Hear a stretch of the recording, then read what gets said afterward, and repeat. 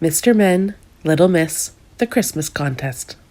The weeks before Christmas were a very busy time of year for Mr. Tall. His phone did not stop ringing. And who was calling Mr. Tall? All his friends who needed help hanging Christmas decorations on their houses. Early each morning, Mr. Tall set off across the countryside to the next house on his list. Mr. Bump was particularly grateful to see Mr. Tall, because Mr. Bump and ladders were not a good mix. There was no need for ladders when you had Mr. Tall to help you put up your decorations. Mr. Tall went from house to house arranging colored lights and decorations. All kinds of Christmas decorations. There were snowflakes and stars and snowmen and lights and lanterns and Santa's sleigh and bananas. It could only be Mr. Nonsense. Well, at least the bananas matched the Nonsense Land snow. The only person Mr. Tall couldn't help was Mr. Messy. His Christmas lights were in such a terrible, tangled-up, knotty mess that there was nothing Mr. Tall could do with them. Mr. Tall's biggest job was at Little Miss Splendid's house. She liked to have the very best display in the neighborhood. Well, what she really liked was to show off. She had such a glittering display of lights that you could see them from space. Father Christmas never had a problem finding her house on Christmas Eve.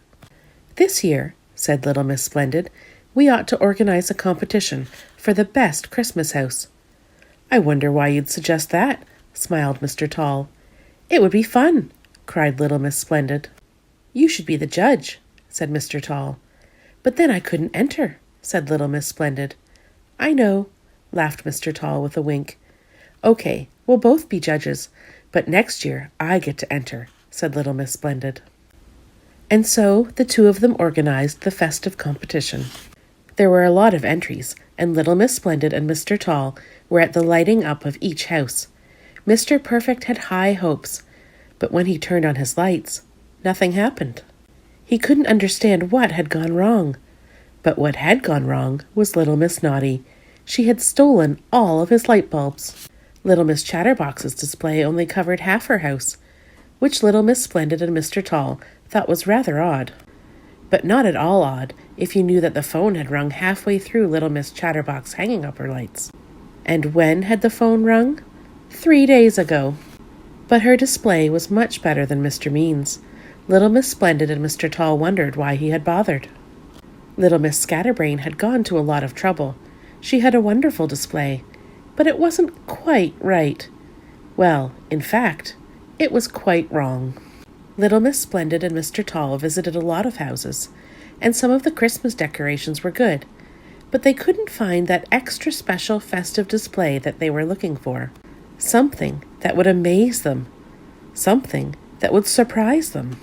Finally, they arrived at Mr. Messy's house. They had very low expectations. A tangled nest of wires hung limply on his roof. Mr. Messy turned on his lights. And suddenly, that great big jumbled up mess made sense, for it spelt out Happy Christmas, which was a huge surprise to Little Miss Splendid. And it was a huge surprise to Mr. Tall. And it was a huge surprise to Mr. Messy.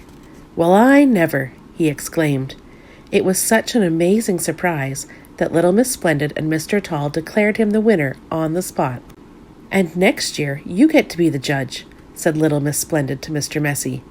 And then she grinned at Mr. Tall.